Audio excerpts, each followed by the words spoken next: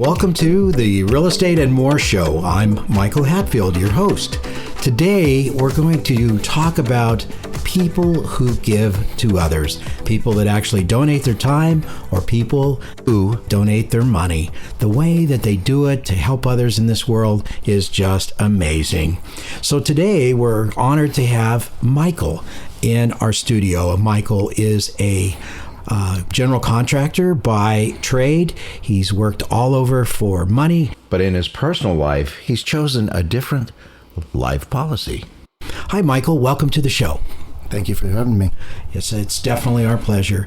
Now, you've worked for a number of organizations in helping people. You've donated your skills and your time, and the one that comes to mind firstly is the tsunami and donating to the people of Japan. Just after the tsunami, I believe you left for how many months? I was in Japan for 3 months. And what urged you to go? You know, I don't know if I could say that there was any one specific thing that urged me to go. It was one of those moments in life where the path just sort of opened in front of me, and I was ushered forward. I worked with Samaritan's Purse for 3 months in Kesennuma and a couple other small fishing towns north of Tokyo. How did you find out about Samaritan's Purse? That's a Graham organization, a well thought of charitable organization that's boots on the ground when these disasters happen. How did you find out about them?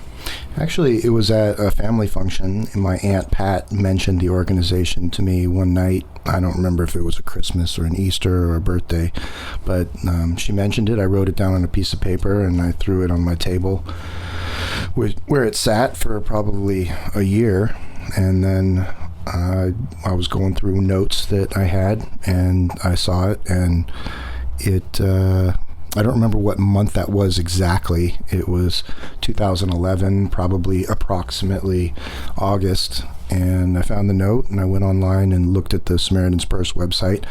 And it was following the tsunami, which I think was in 2009 at the end.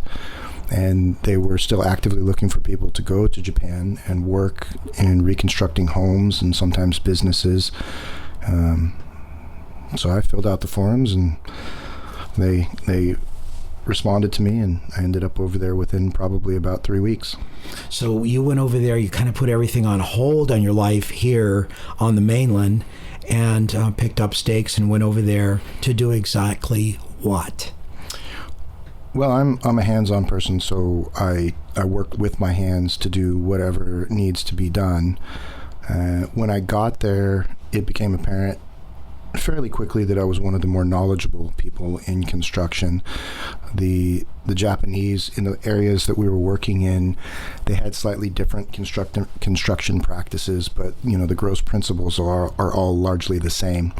And so I ended up in a minor leadership role, teaching people.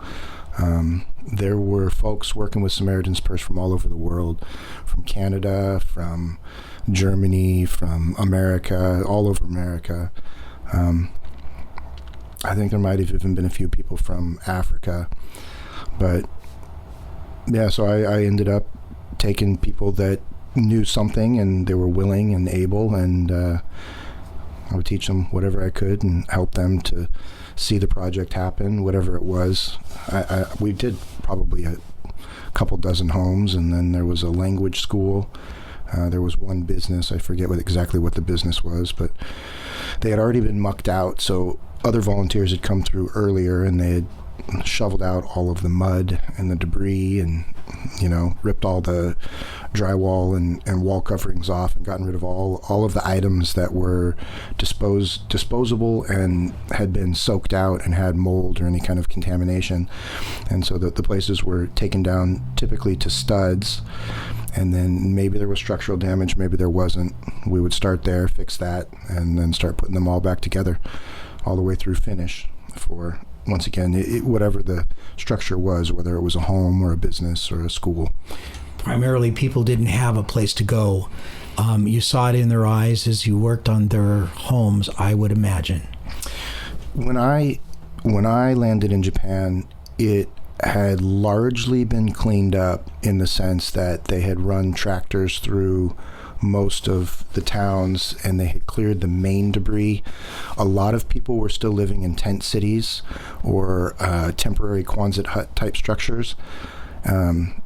Barracks. We lived in like a barracks environment until we moved into another building that was given to us, and we finished that out, and that became a base of operations. But yeah, the people, it ran the spectrum. I think primarily at the time that I was there, the people that were still in the area and trying to get back into their homes and rebuild their homes, they were living in tents, and then we would, if their structure was still standing sufficiently, we would put everything back together, and then they would be able to move back into it. At the same time, there were some real issues with the nuclear reactors. At the time, did the crew that you worked with have any concern about the long-term effects of that, or was it that the purpose of the mission was so important to helping others that you minimize those concerns? I don't remember it being much of a point of discussion among us. It was something we might joke about here and there. I don't recall exactly the numbers or of contamination or the distance we were from it. I would have to look at a map and try and remember all of the details on that. But my mentality personally and the mentality of the people that I was with was largely, I was working with Samaritan's Purse, and we're a Christian organization. And so I think we all felt like we needed to be there. We had the opportunity to participate in the world around us in a positive way, and whatever risk we might be taking from that was irrelevant. So in other words, you left the work that you were doing, that you were meaning and gainfully employed, and you went to receive very little in exchange for helping others because you were driven to do so. Is that not correct? Yeah, the times that I have been given the opportunity to work in reconstructing things, whether it was after Hurricane Maria in Puerto Rico or the tsunami in Japan or floods in Indiana and other places in America, whenever those opportunities have come unfurled before me, I felt very much like there just wasn't really any other thing to think about. Well done. In Gary, Indiana, you mentioned that's right here on the mainland United States. What was the issue there? You said there were floods? Those were floods. I don't even remember what year that was. That was prior to Japan. So maybe it was, I think Japan might have actually been 2010. The end of 2010, turning over to 2011. I came home in 2011. But in Gary, Indiana, I worked with another organization called World Renew, and they're essentially the Dutch Reformed Church out of Minnesota or Wisconsin, I forget. And one of the individuals that I worked with in Indiana and Illinois, we were right on the border, his name was Doug Cooperis, and he was from Canada. I don't remember which part of Canada, the cold part.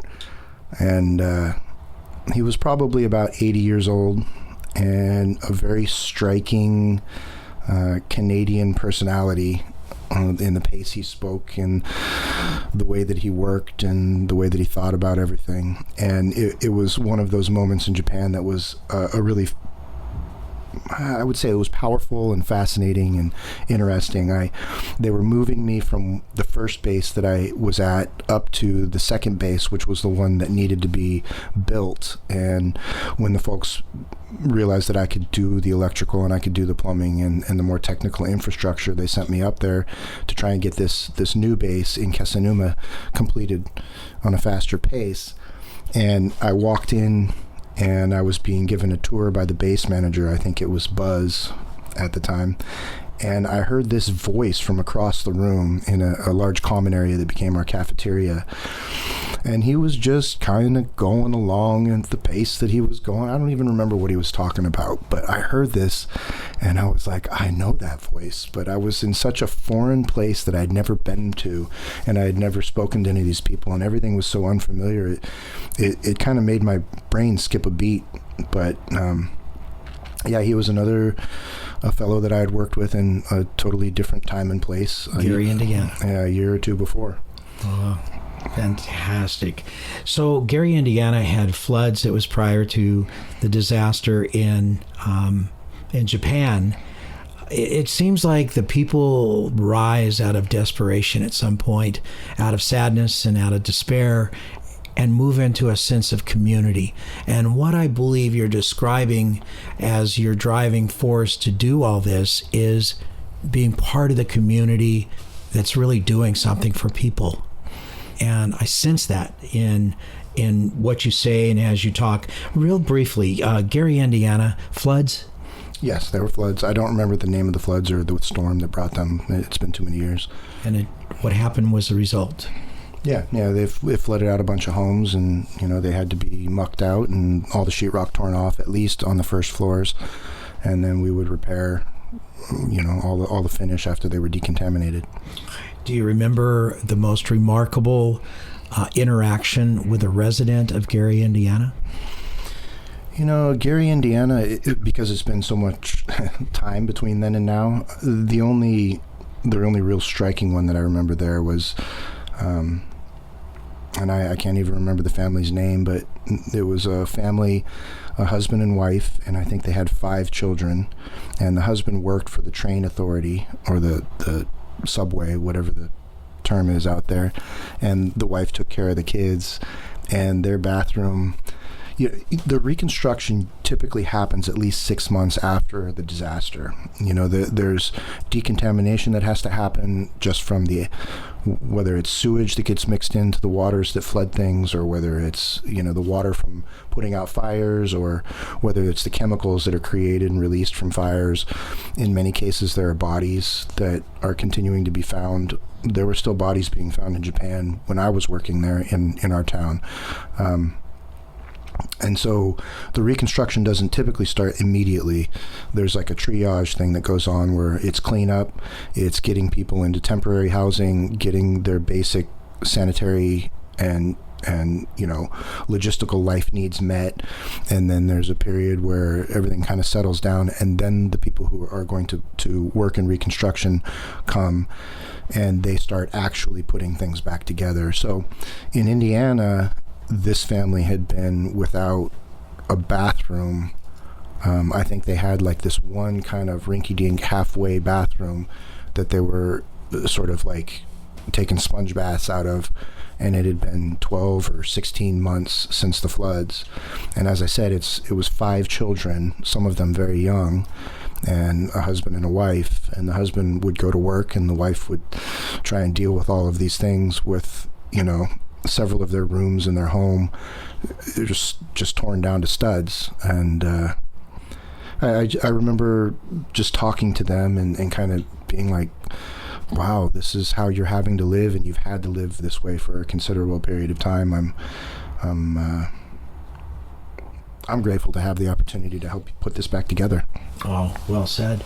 Now back on the tsunami, there was a family there that you mentioned at one point in our briefing that was very grateful to the workers.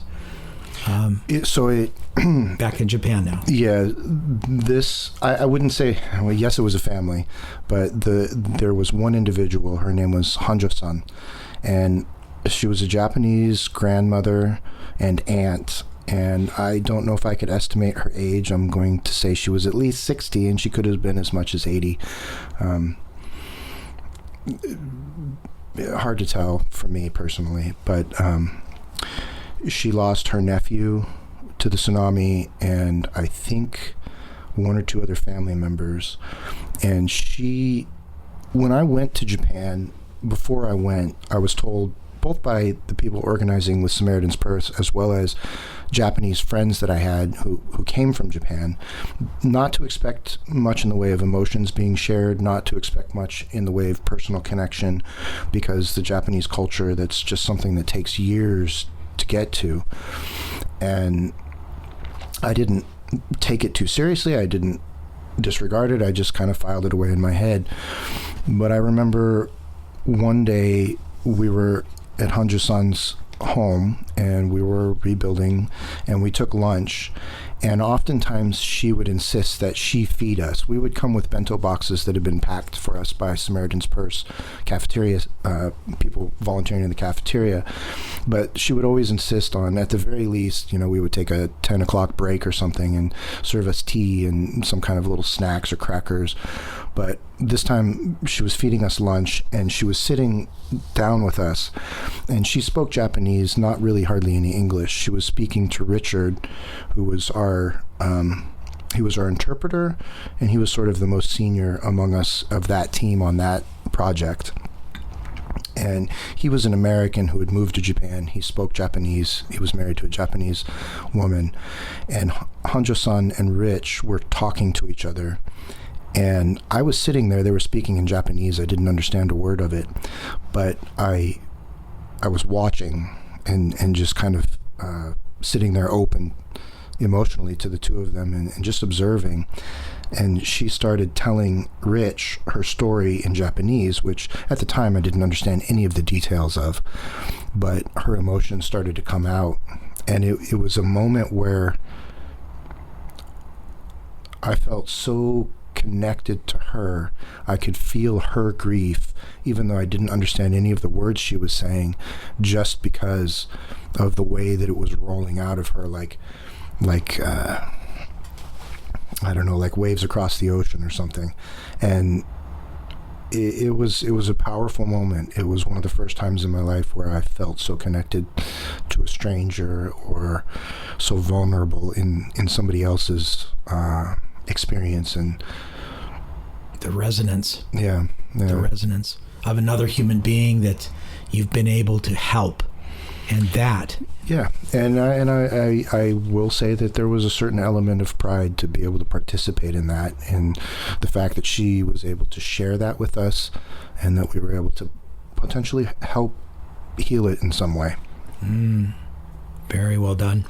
Puerto Rico. You served in Puerto Rico. What organization was that? Puerto Rico was Hurricane Maria, and that was, 2 or 3 years ago. And that was once again with World Renew, the Dutch Reformed Church out of, I think it's Minnesota, it might be Wisconsin. Yeah, the Hurricane Maria came through and it completely ripped off a whole bunch of roofs, and people were living in homes that were raining inside whenever the storms came through. And so I did a whole bunch of roofs there, and we did some more finished items inside. We worked on structures in Puerto Rico that were little more than a bunch of pallets screwed together with some corrugated steel over the top of them to keep the rain out. I mean, they weren't really homes, but if it was something that gave a person a place to live out of the sun and out of the rain, then, when we left it, it was still better than when we got there. So what drew you to go to Puerto Rico? Same thing? Same feeling? Same desire to help? It's something that every single time I've had the opportunity to go contribute, I've discovered that it's the whole is greater than the sum of its parts. And so I go there and I contribute, and I come back better than I was before, and with a greater understanding. And there's never been a case where it took something away from me. Every single time I've tried to give, it has given back to me more than I put out. Well done. People in Puerto Rico, is there another person or family that you recall that expressed gratitude that touched your heart? There was one individual. He was a man, and he lived alone, and I think he was probably about 50 or 60 years old, and he was one of the least finished structures that I worked on when I was there. I don't remember his name now even. We worked on his house for probably 4 days, and I rebuilt the roof structure and put new finished roofing on. But it was hot in Puerto Rico, hot and humid, and we were working outside primarily, and this fellow was walking around basically without a shirt, and he was a little bit infirm. And on his chest, he had a big old zipper from a heart surgery. And so I also had a heart surgery when I was younger. And it just became a point of conversation. I don't remember who was even interpreting for us because he didn't speak English and my Spanish is pretty poor. But we kind of talked about our experiences, and he was one of those people where he had no other option. If we didn't put the roof on his house and fix his, not to be disrespectful, but it was a shanty.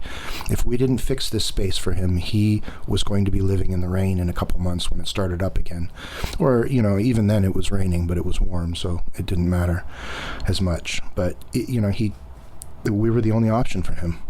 And what did he say when you were done? Did he interpret through somebody to tell you his gratitude? Yeah. I mean, we basically shared the emotion, and both of us having had similar surgeries and experiences, there's a heart connection that you can share tears.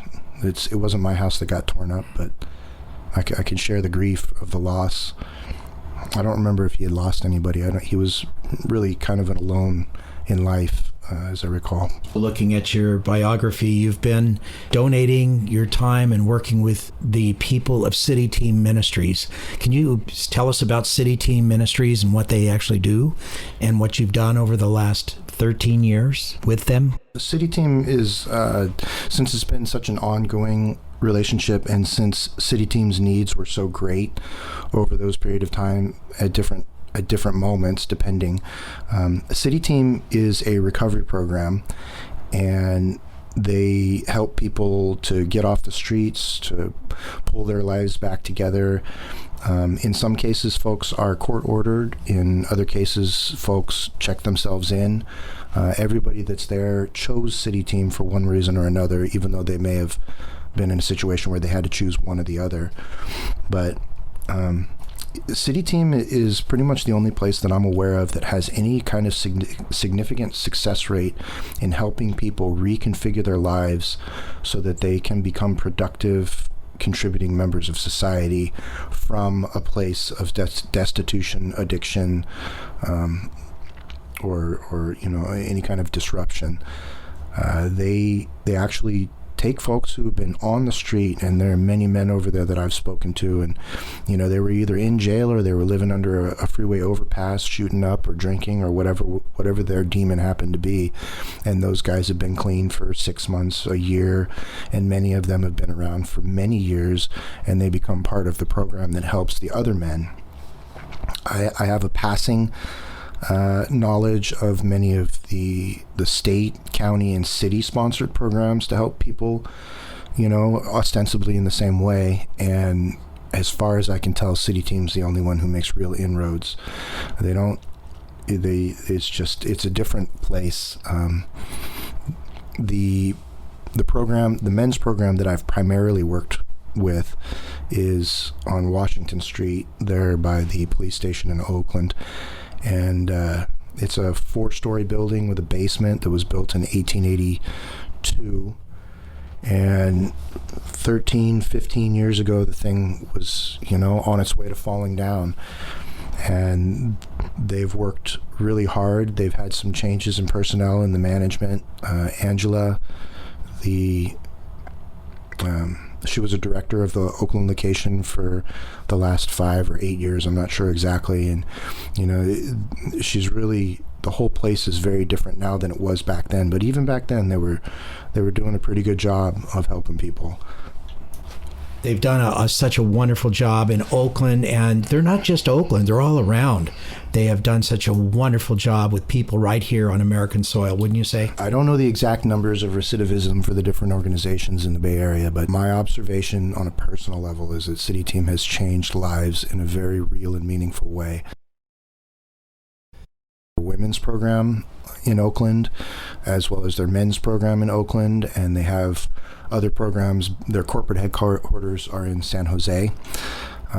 The men's program in Oakland runs a recovery program where the men live in the building, go through recovery, and then they have a segue back into society as they're able to get and hold down work. The City Team men's program in Oakland also serves the community with a food pantry. They pass out food to folks that need it. So there's always, essentially a soup kitchen. If people don't have construction skills or other things to contribute, then you can work with just the daily outreach. Yeah, there's always a need for money, hands, and, people who really have love to share. It takes a lot to earn money to gift to others. It takes a lot to be able to get out and to use your hands to help people rebuild from devastation, from times that have been so heart-wrenching. People of Lahaina, Maui have recently experienced the deadliest inferno our nation has seen in more than 100 years. Many were lost, and those who remain desperately need help. To help these victims, you can give to convoyofhope.org/Maui or SamaritansPurse.org/USDR.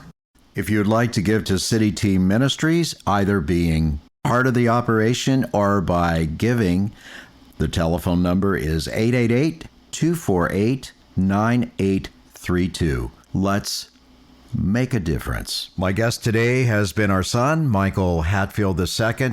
He has went out into the world, all over the world, to help people, to give to others. May we all take a lesson from his example. You've been listening to Real Estate and More. Although the more is probably more of what this show is all about. More means all else that has to do with life, topics of the day, and interesting people. I'm your host, Michael Hatfield. Tune in next Saturday morning at 9 and have a Views most and wonderful opinions week. expressed are based on current economic and market conditions and are subject to change. Information on the show provided for illustrator purposes only and does not constitute professional or legal advice. Information from sources deemed reliable, but accuracy and completeness not guaranteed. Michael Hatfield and the Michael Hatfield RE/MAX team have no liability for information discussed on the show. Consult with qualified professionals prior to taking action. We at the Michael Hatfield RE/MAX team enjoy representing our valued clients. If you or someone you know is interested in buying or selling and wishes to schedule a complimentary appointment with the Michael Hatfield RE/MAX team, call us at 925-322-7775. That's 925-322-7775. Or go to our website, michaelhatfieldhomes.com. I'm Michael Hatfield. Thank you for listening today. Join us next Saturday for the next Real Estate and More, when we again sharpen our focus on how's the market. Join us next Saturday and have a wonderful week. Best wishes and blessings to you. DRE 01493761.